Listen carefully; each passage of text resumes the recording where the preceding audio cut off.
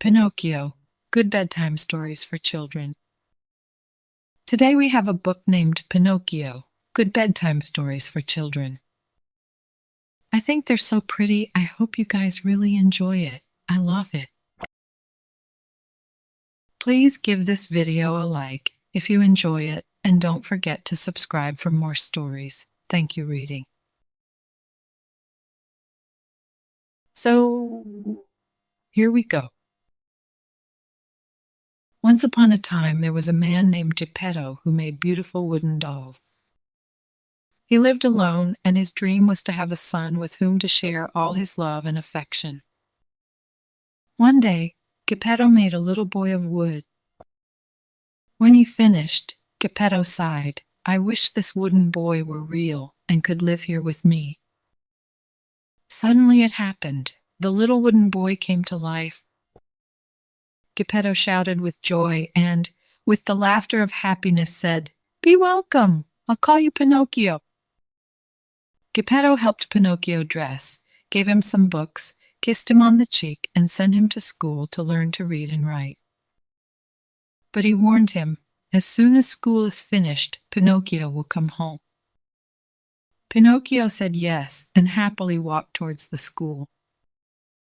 On the way, Pinocchio noticed that there was a marionette show in the square. He joined them and danced so well that the puppet owner offered him 5 gold coins.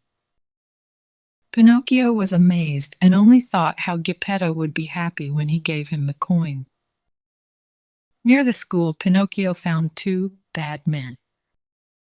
Because he was very naive, the 2 men persuaded Pinocchio to go with them to a hostel to eat and sleep.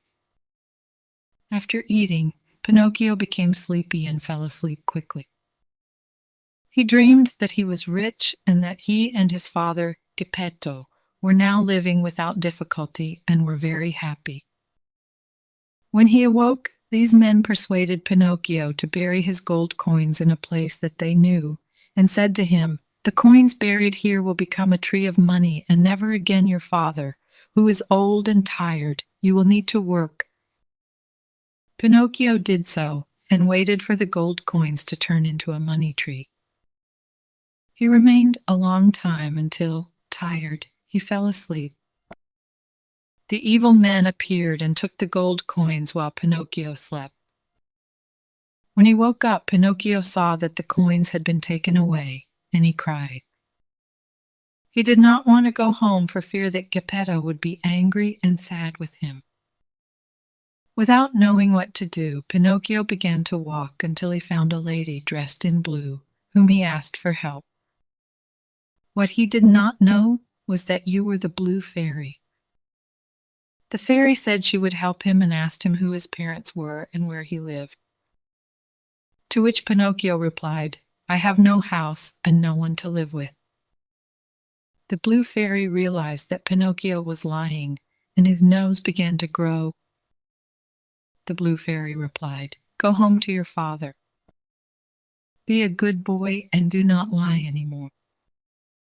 Pinocchio promised that he would, and his nose returned to standard size. Back at home, Pinocchio stopped at an amusement park, and his nose began to grow again. In the park, they told him that he could eat all the ice cream he wanted. What they did not tell him was that the ice cream would turn him into a donkey. Pinocchio ate until he could no longer, and as soon as he became a donkey, he was sold to a circus. In the circus, he was forced to work hard and was so mistreated that shortly thereafter he could not even walk. Since it no longer served to work in the circus, the owner had him thrown into the sea. As soon as he fell into the sea, he became a wooden boy again. A whale that passed by saw Pinocchio and swallowed it, thinking it was food. Inside the whale, what was not the surprise of Pinocchio when finding Geppetto? This one had gone to look for Pinocchio and ended up going to the belly of the whale. He was frail and sick, and a fish that was also there said, "Come up both of you behind my back and I'll take you home." They did so, and when they reached the house, Pinocchio took excellent care of Geppetto until he was okay. The blue fairy appeared again, and seeing that Pinocchio had been so good to Geppetto, said, "Since you are now a good boy, I will make you a real boy." And so it was. Geppetto had finally had the son he had longed for, and the two of them were happy forever. The end. Good job, friends. Thank you so much for reading with me. Bye, I'll see you next time.